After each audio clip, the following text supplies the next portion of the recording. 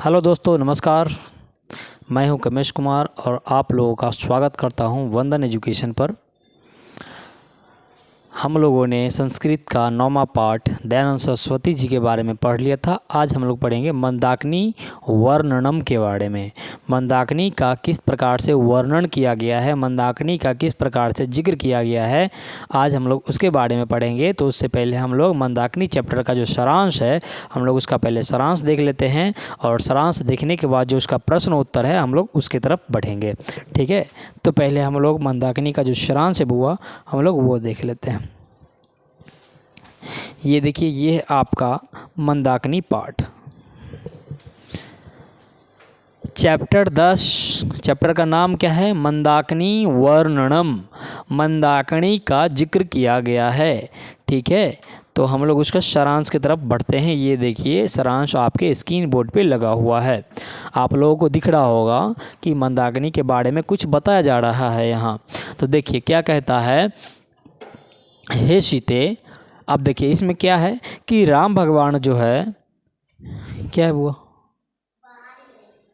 अच्छा थोड़ा देर रुक जाओ। राम भगवान जो है अपनी सीते से मंदाकिनी के बारे में बता रहे हैं, मंदाकिनी का जिक्र कर रहे हैं, मंदाकिनी का वर्णन कर रहे हैं, अपने सीते से बता रहे हैं। ठीक है, तो राम भगवान कहते हैं, हे सीते, पुष्पों से परिपूर्ण रंग, यानी पुष्पों से भरा हुआ, रंग बिरंगे तटों वाली, मतलब कहता है कि जिस तरह से पुष्पों में जो फूल होता है वो रंग बिरंगे फूल होते हैं, उसी तरह से रंग बिरंगे तटों वाली, मतलब नदी, जो मंदाकिनी नदी है उसका यहाँ पे जिक्र किया जा रहा है। और ये जो जिक्र है कौन कर रहे हैं? राम भगवान कर रहे हैं, प्रभु श्री राम कर रहे हैं। किससे? सीता से। ठीक है, तो राम भगवान कहते हैं सीता जी से, हे सीते, पुष्पों से परिपूर्ण रंग बिरंगे तटों वाली, हंस और सारस पक्षियों से सेवित मंदाकिनी नदी की सुंदरता को देखो। मतलब एक नदी है मंदाकिनी नदी। तो राम भगवान कहते हैं कि हे नदी, हे सीते, इस मंदाकिनी नदी को देखो जिसके तट पर रंग बिरंगे फूल खिला हुआ है, जिस नदी में हंस और सारस जो है वो तैर रहा है। ठीक है, इस नदी को देखो। उसके बाद कहता है कि हे सीते, नदी के किनारों पर अनेक प्रकार के उगे पुष्प और फलों के वृक्षों से सुशोभित हो रहा कुबेर के सदृश तालाब को देखो। कहता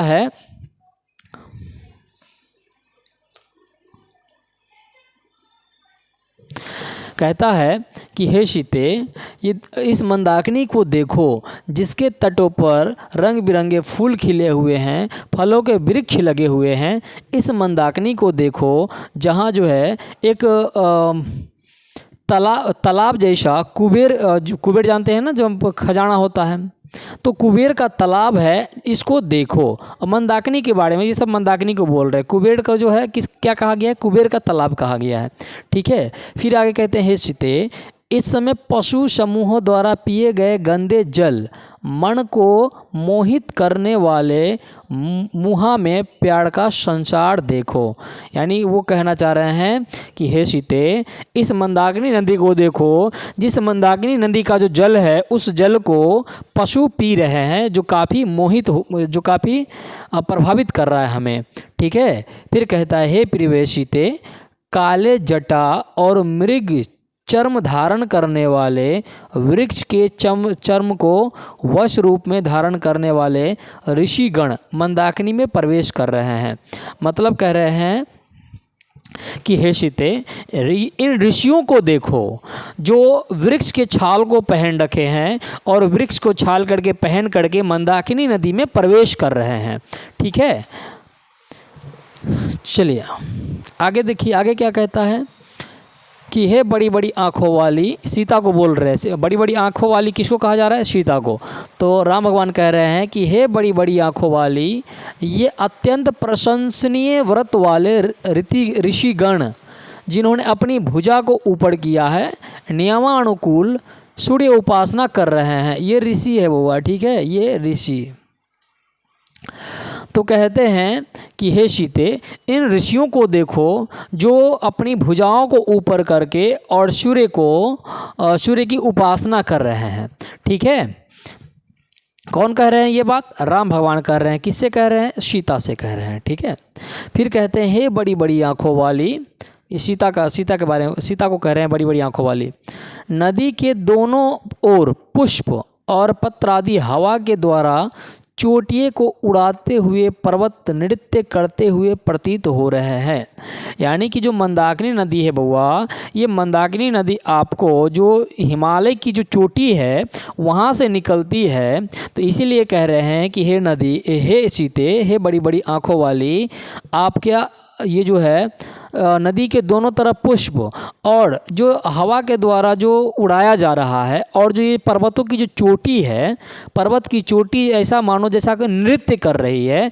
जिस तरह से भगवान जो है वो नटराज की अवस्था में जो एकदम जटा फैला करके नृत्य कर रहे हैं, उसी तरह ये पर्वतें जो है अपनी नृत्य दिखा रहे हैं। ठीक है, हे बड़ी बड़ी आँखों वाली, कहीं मणि समान जल वाली, कहीं तालाब शाह और कहीं सिद्ध ऋषियों मुनियों से भरे हुए मंदाकिनी नदी को देखो। मतलब कहीं तालाब है, कहीं ऋषि है। तो इन सब सुंदरताओं को देखने के लिए कहा जा रहा है। किनको? सीता को। कौन कह रहे हैं? राम भगवान। हे पतली कमर वाली, मतलब पतली कमर, सीता को भी पतली कमर वाली बोल रहे हैं। हे पतली कमर वाली, तुम देखो हवा से उड़ाए गए, विस्तार किए गए पुष्पों से आच्छादित मंदाकिनी को देखो। मतलब कह रहे हैं कि राम भगवान सीता से कि हे सीते, ये देखो इन नदी को, जो दूसरे जो पुष्प, ये जो पुष्प होता है, फूल होता है, फूल के पेड़ से जो हवा उड़ करके मंदाकिनी को जो ढका हुआ है, मंदाकिनी नदी के जलों के ऊपर तैर रहा है, इस नदी को देखो जो पुष्प से ढका हुआ है। ठीक है, जो पुष्प हवा के द्वारा उड़ाए गए हैं और ये मंदाकिनी नदी के जल के ऊपर तैर रहा है।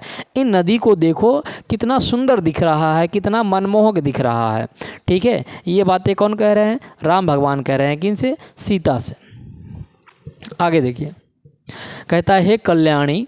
अब देखो ये भी बात गौर करने की बात है कि सीता को क्या क्या कहा जा रहा है। तो कभी बड़ी बड़ी आँखों वाली कह रहे हैं, कभी पतली कमर वाली कह रहे हैं, और कभी कभी आपको कल्याणी भी कह रहे हैं। ठीक है, तो अब यहाँ कहते हैं हे कल्याणी, देखो नदी के दोनों ओर मीठी बोली चाले चकवे पक्षी शुभ सूचक बोलियाँ बोलते हुए चढ़ रहे हैं।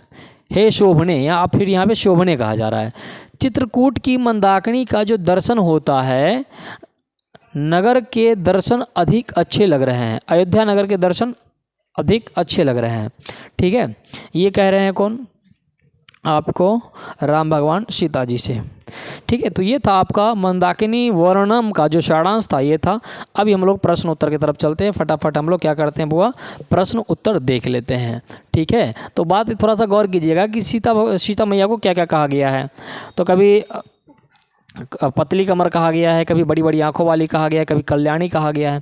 ठीक है, तो ये आपको सारांश लिखा हुआ है, वो नोट कर लेंगे। चलिए अब हम लोग प्रश्न उत्तर की तरफ चलते हैं बुआ। ये देखिए पहला सवाल आपके स्क्रीन बोर्ड पे है। कहा जा रहा है कि मंदाकिनी की शोभा का वर्णन किस रूप में किया गया है। अब मंदाकिनी की शोभा के बारे में किस तरह से राम भगवान करते हैं, तो आपको जैसे कि बताया मैंने कि मंदाकिनी की शोभा को कई बातों से किया जा रहा है यहाँ पे। जैसे कि फूल से किया जा रहा है, कुबेर की तालाब से किया जा रहा है, चोटियों से, पर्वतों की चोटियों से किया जा रहा है। कई रूपों में यहाँ पर मंदाकिनी की शोभा को बताया गया है। ठीक है, तो हम लोग देख लेते हैं आपके आंसर में क्या है बुआ। तो वनवास काल में जब राम, सीता और लक्ष्मण के साथ चित्रकूट जाते हैं, तब मंदाकिनी की प्राकृतिक सुषमा से प्रभावित हो जाते हैं। जिनको रामायण की कहानी मालूम होगा, जिन्होंने रामायण देखा होगा, आप लोगों को पता होगा कि जब राम भगवान अपने सीता और लक्ष्मण के साथ जब अयोध्या को त्याग करते हैं, जब जंगल की तरफ जाते हैं वनवास में, तब उन्होंने मंदाकिनी नदी के तट पर गया था। तो मंदाकिनी की जो सुंदरता थी, मंदाकिनी नदी की, उस सुंदरता को अपने सीता से देखने के लिए बोल रहे थे वो, कि देखो कितनी सुंदर है ये प्राकृतिक दृश्य, इन दृश्य को देखो। ठीक है, वे सीता से कहते हैं कि यह नदी प्राकृतिक उपादानों से संबलित चित्त को आकर्षित कर रहा है। रंग बिरंगी छटा वाली यह हंसों द्वारा सुशोभित, मतलब नदी में हंस भी तैर रहे हैं। ठीक है, ऋषिगण इसके निर्मल जल में स्नान कर रहे हैं। अब देख कितने रूपों में इसकी सुंदरता को जिक्र किया गया है। कहीं हंस तैर रहा है, कहीं उसके तटों पे फूल बिखेर रहा है, कहीं ऋषि स्नान कर रहे हैं, कभी नदी में घुस करके ऋषिगण जो है वो सूर्य की उपासना कर रहे हैं, नहाते हैं और इस तरह से नहीं जल चढ़ाते हैं, तो वो देखने को मिल रहा है। तो काफ़ी मनमोहक दिख रहा था उस समय। वो जो दृश्य था, मंदाकिनी नदी का जो दृश्य था वो काफ़ी मनमोहक था। यही चीज़ दिखा रहे हैं राम भगवान अपनी सीता को। ठीक है, ऊंची कछाड़ों वाली यह नदी अत्यंत रमणीय लगती है। ये है इसकी शोभा, किसकी? मंदाकिनी नदी की शोभा, जो मंदाकिनी वर्णनम में किया गया है। ठीक है, चलिए अगला सवाल देखिए आपके स्क्रीन बोर्ड पे क्या हुआ। मंदाकिनी का वर्णन करने में राम सीता को किन किन रूपों में संबोधित करते हैं। ये देखिए, मैंने बताया, सारांश के शुरू में ही मैंने बताया है कि सीता जी को किन किन रूपों में संबोधित किया गया है। तो कभी पतली कमर, कभी कल्याणी, कभी बड़ी बड़ी आँखों वाली। तो ये तो जुबान पे ही रहना चाहिए सब आंसर। ठीक है, चलिए लिखा हुआ भी हम देख लेते हैं। परम पावनी गंगा अनायास मन को आकर्षित करने वाली है। निर्मल जल, रंग बिरंगी छटा, ऊंची कछाड़े वाली आदि राम को आच्छादित करती रहती है। इसकी शोभा से वशीभूत राम सीता को इसकी सुंदरता का निरीक्षण करने के लिए अपने भाव प्रकट करते हैं। हे सीते, हे प्रिय, ये दिख रहे हैं, कभी हे सीते, कभी प्रिय, कभी विशालाक्षी, कभी शोभने, और भी जैसे कभी बड़ी बड़ी आँखों वाली। तो इन सभी चीज़ों से जो है सीता को संबोधित किया गया है। ठीक है, तो ये याद रख लीजिएगा, प्रिय, विलाक्षणी, शोभने, सीते, ठीक है, आदि से संबोधित किया गया है। इतना तो लिखने का जरूरत भी नहीं, सीधा पूछ रहा है किन किन रूपों में संबोधित किया गया है, तो बस ये लिख देंगे, आपका आंसर पूरा हो जाएगा। और ये लिख देंगे तो सुने पे सुहागा। ठीक है, चलिए बुआ आगे बढ़ते हैं। अगला देखिए, अगला सवाल है आपके स्क्रीन बोर्ड पे क्या है कि मंदाकिनी वर्णनम पाठ का 5 वाक्यों में परिचय दे। तो इस पाठ का 5 वाक्यों में परिचय क्या है आपका? वाल्मीकि रामायण की अयोध्या कांड की सर्ग संख्या 95 से संकलित। इस पाठ में चित्रकूट के निकट बहने वाली मंदाकिनी नामक छोटी नदी का वर्णन है। इस पाठ में किस नदी का वर्णन है बउआ? मंदाकिनी नदी का वर्णन है। कहाँ? चित्रकूट के निकट। इस पाठ में आदि कवि वाल्मीकि, रामायण का रचयिता कौन है बउआ? वाल्मीकि को काव्य शैली तथा वर्णन क्षमता अभिव्यक्त हुई है। श्री राम सीता को मंदाकिनी का वर्णन सुनाते हैं। राम भगवान सीता को ये मंदाकिनी नदी के बारे में सुना रहे हैं कि उनकी क्या क्या शोभा है। ठीक है, चलिए आगे देखिए, आगे क्या है? आगे है आपका स्क्रीन बोर्ड पे जो प्रश्न है ये है, मंदाकिनी वर्णनम से हमें क्या संदेश मिलती है। तो मंदाकिनी नदी से क्या संदेश मिलती है वो देख लो बउआ। मंदाकिनी वर्णनम महर्षि वाल्मीकि कृत रामायण की अयोध्या कांड 95 से संकलित है। अब जो अयोध्या कांड है, जब आप पढ़ेंगे रामायण तो आपको सुंदरवन का कांड मिलेगा, अयोध्या कांड मिलेगा, कई कांड आपको देखने को मिलेगा। ठीक है, जिसमें से ये जो आपका मंदाकिनी पाठ है तो ये अयोध्या कांड के 95 सर्ग से लिया गया है। इससे हमें यह संदेश मिलता है कि प्रकृति हमारे चित्त को हर लेती है। मतलब जो प्रकृति है हमारे चित्त को, हमारे मन को हर लेती है, अपने वश में कर लेती है। ठीक है, इससे पर्यावरण सुरक्षित रहता है।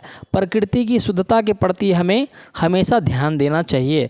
मतलब इस पाठ से हमें ये सीखने को मिलता है बउआ कि प्रकृति की जो सुंदरता है वो हमारे मन को मोह लेता है। काफ़ी सुंदर दिखने वाली ये प्रकृति हमारे मन को प्रभावित करता है। अर्थात हमें प्रकृति की ध्यान रखना चाहिए, प्रकृति की रक्षा करनी चाहिए। ठीक है, ताकि वो हमेशा सुंदर दिखता रहे। आगे बढ़ते हैं। आगे देखिए, मनुष्य को प्रकृति से क्या लगाव रखना चाहिए। देखिए, एक चीज़ और मैं आप लोगों को बता देना चाहता हूँ कि जब आप परीक्षा के बोर्ड जो होगा, जो 10वीं का बोर्ड परीक्षा होगा, उसमें जब आप बैठेंगे तो आपको साफ साफ शब्दों में लिखा रहता है कि परीक्षार्थी यथासंभव अपने शब्दों में ही उत्तर दे। ठीक है, तो आप यदि कहानी को समझ पा रहे हैं तो ज़रूरी नहीं है कि ये जो लिखा गया है इसी को आप लिख करके आए। नहीं, ये गलती कभी नहीं कीजिएगा।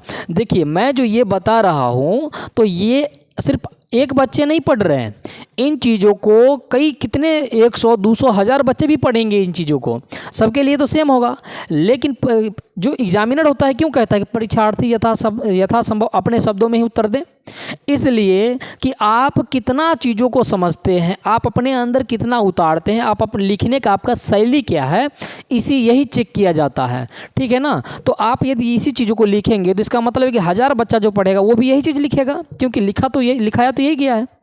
इसीलिए आप कोशिश करें कि इन चीज़ों को समझ लें और अपने दिमाग से अपने शब्दों में एग्ज़ाम में लिख करके आएँ। ठीक है? वो आपका सबसे बेस्ट आंसर रहेगा और यूनिक आंसर रहेगा और उस पर नंबर अच्छा खासा मिलेगा। ठीक है ना? रटने की ज़रूरत नहीं है। चलिए अगला सवाल देखिए क्या कहता है कि मनुष्य को प्रकृति से क्यों लगाव रखना चाहिए? तो आंसर देखिए क्या है, प्रकृति ही मनुष्य को पालती है। अब ये तो सत्य बात है, प्रकृति के द्वारा ही तो हम लोग पाले जाते हैं। अब जैसे कि देखिए सूर्य नहीं उगता, प्रकृति की चीज़ है, सूर्य नहीं उगता तो फसल नहीं होती, तो फसल नहीं होती तो हम लोग क्या खाते, है कि नहीं? पृथ्वी नहीं होता, अंदर से जल नहीं निकलता, हम लोग अपने से थोड़ी कुछ बनाते हैं। क्या अनाज को इंसान बनाता है? प्रकृति पैदा करता है। सूर्य के धूप इंसान बनाता है, प्रकृति दे रहा है। हवा इंसान दे रहा है, प्रकृति दे रहा है। तो प्रकृति के द्वारा ही तो इंसान पाले जाते हैं। धरातल पर जितने भी जीव जंतु हैं सभी प्रकृति के द्वारा ही पाले जाते हैं। ठीक है? तो कहता है प्रकृति ही मनुष्य को पालती है, अतएव प्रकृति को शुद्ध होना चाहिए। यहाँ महर्षि वाल्मीकि प्रकृति के यथार्थ रूप का वर्णन करके मनुष्य को लगाव रखने का संदेश देते हैं। इससे हमारा जीवन सुखमय एवं आनंदमय होगा। अब जाहिर सी बात है कि देखिए, आप जिन चीज़ों से जीवित रहते हैं अगर वही शुद्ध नहीं रहेगा तो आप कहाँ से शुद्ध रहिएगा? तो ये तो सबसे बड़ी सीखने की चीज़ तो ये है कि प्रकृति के धरातल पर जितने भी इंसान जीव जंतु जो भी है, सबको ये कोशिश करना चाहिए कि प्रकृति को हर हाल में सुख और स्वस्थ रखना चाहिए, जिसकी वजह से इस धरातल पर के जितने भी जीव हैं सभी स्वस्थ रह पाएगा। ठीक है? चलिए अगला सवाल देखिए। अगला सवाल क्या है, मंदाकिनी वर्णन पाठ में चित्रकूट की प्राकृतिक शोभा कैसी है? तो देखिए आंसर क्या है आपका, श्री राम सीता का ध्यान उस ओर आकृष्ट करते हुए कहते हैं, मतलब राम भगवान सीता के ध्यान को प्रकृति के तरफ आकृष्ट करते हुए कहते हैं, हे सीते रंग बिरंगे तटों वाली मंदाकिनी नदी को देखो। मतलब इस नदी के तट पर देखो कितने रंग बिरंगे फूल खिले हुए, इस नदी को देखो। खिले फूल और जल विहार करता हुआ हंस सारस पक्षियों के समूह को देखकर मन आनंद का संचार हो रहा है। मतलब राम भगवान कह रहे हैं कि इस नदी में देखो कि किस तरह से हंस और सारस की जो समूह है किस तरह से जल विहार कर रहा है। चित्रकूट प्राकृतिक उपादानों से इतना संपन्न था कि श्री राम वहाँ की सौंदर्यता से आकृष्ट हुए बिना नहीं रह सके। ठीक है? इतनी ज़्यादा मंदाकिनी नदी की सुंदरता उस समय दिख रही थी कि उसका वर्णन किए बिना राम भगवान नहीं रह पाए। जैसे कुछ होता है आप लोगों के आसपास में भी, कुछ चीज़ ऐसी होती है कि आप जल्दी किसी का तारीफ़ नहीं करते हैं, पर वो आपके मन को इतना प्रभावित कर देता है कि आप मजबूर हो जाते हैं तारीफ़ करने के लिए। कुछ इसी तरह का दृश्य राम भगवान के नज़रों में आ गया था मंदाकिनी नदी को लेकर के, जिसके वजह से मंदाकिनी नदी का वर्णन करना उनके लिए मजबूरी हो गया था। ठीक है? आप सोच सकते हैं कि कितनी अधिक सुंदरता रही होगी। चलिए बउआ अगला सवाल देखिए आपके स्क्रीन बोर्ड पे क्या है, चित्रकूट की गंगा का वर्णन अपने शब्दों में करना है। ठीक है? वनवास काल में राम और सीता लक्ष्मण के साथ जब चित्रकूट पहुंचते हैं तो वहाँ कल कल बह रही गंगा एवं वहाँ की प्राकृतिक छटा उन्हें आकर्षित करती है। वे अपने को रोक नहीं पाते हैं और उनका वर्णन करते हुए सीता से कहते हैं, हे सीते हंस तथा सारस से सेवित और फूलों से युक्त किनारों वाली इस गंगा के किनारे अनेक प्रकार के फल और फूल के वृक्ष हैं, जिसमें वह कुबेर के सरोवर के समान आकर्षक है। जटाजीन तथा वल्कल वस्त्रधारी ऋषिगण प्रतिदिन प्रातः काल इसके निर्मल जल में स्नान करते हैं। कई रूपों में मंदाकिनी नदी की सुंदरता को उन्होंने बताया है और ये मैंने बता भी दिया, ये तो लिखित रूप में आप लोग याद रख लेंगे। ऋषि स्नान कर रहे हैं, ये सुंदरता दिखाए हैं। हंस सारस तैर रहा है, ये सुंदरता दिखाए हैं। पूरा फूल बिखरे हुआ है, इस सुंदरता को दिखाया गया है। तो जरूरी थोड़ी कि इसी शब्दों में लिखा, आप अपने शब्दों से लिख सकते हैं। हंस और सारस के बारे में लिख सकते हैं। ऋषिगण जो है वो सूर्य की उपासना कर रहे हैं, नदी में नहा रहे हैं, इसके बारे में लिख सकते हैं आप, ठीक है। और नदी के तटों पर रंग बिरंगे फूल खिले हुए हैं, इसके बारे में लिख सकते हैं आप। हवा जो है उस फूल को उड़ा करके नदी के ऊपर में ले जाता है, नदी के पानी के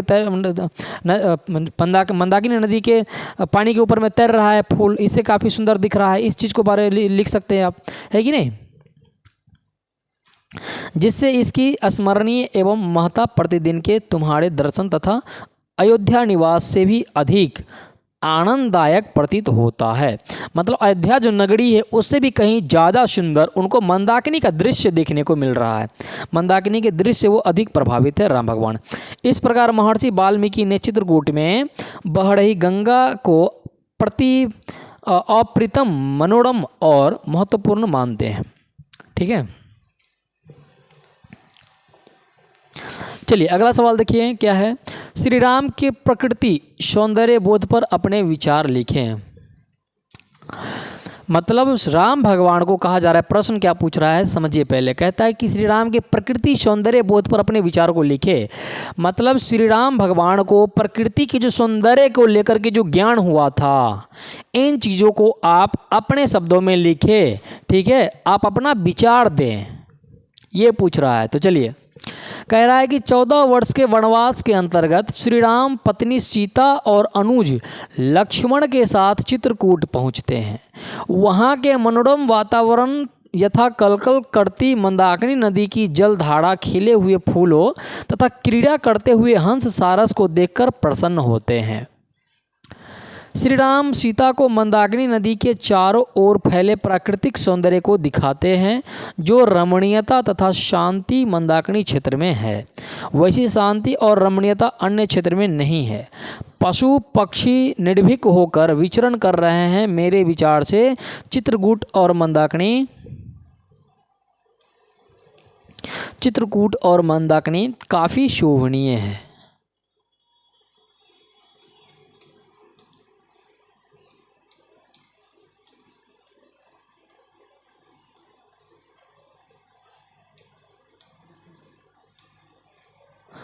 ठीक है, तो उन्होंने जो देखा, राम भगवान जी ने जो देखा मंदाकिनी नदी को लेकर के, वही चीज़ का जिक्र करना है आंसर में, ठीक है, वो लिखा भी हुआ है। चलिए अगला सवाल देखिए क्या है। किस कारण से मंदाकिनी का जल कलुषित हो गया है? तो हिरण समूह के द्वारा जल पीने से मंदाकिनी का जल कलुषित हो गया है। पूछ रहा है किस कारण से कलुषित हो गया है, तो हिरण के द्वारा जल पीने से कलुषित हो गया है, ठीक है।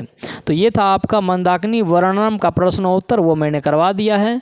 और यदि कोई समस्या है तो ये देखिए फिर से मैं बता रहा हूँ आप लोगों को, ये सभी प्लेटफॉर्म यहाँ जुड़ सकते हैं। वेबसाइट है ये वंदन एजुकेशन का, ये इंस्टाग्राम है वंदन एजुकेशन का, ये फेसबुक है, ये व्हाट्सएप है, यहाँ से आप जुड़ सकते हैं। ये एप्लीकेशन है जो गूगल प्ले स्टोर में मिल जाएगा। ये लिंक्डइन है, ये यूट्यूब है, यहाँ पर आप जा करके सब्सक्राइब कर सकते हैं। ये टेलीग्राम है, ठीक है। और तो और उसके बाद क्या कर सकते हैं आप, ये देखिए ये कॉन्टैक्ट नंबर दे रखा है, यहाँ पे कॉल करके पूछ सकते हैं अपनी समस्या को, ठीक है। तो ये मंदाकिनी नदी का जो प्रश्न उत्तर था वो मैंने करवा दिया, और कोई समस्या है तो आप पूछ सकते हैं। इतने सारे प्लेटफॉर्म दिया गया, प्रोवाइड कराया गया है वंदन एजुकेशन की तरफ से। और यहीं पर हम लोग ख़त्म करते हैं और मिलते हैं एक छोटे से ब्रेक के बाद। तब तक के लिए धन्यवाद, नमस्कार। एक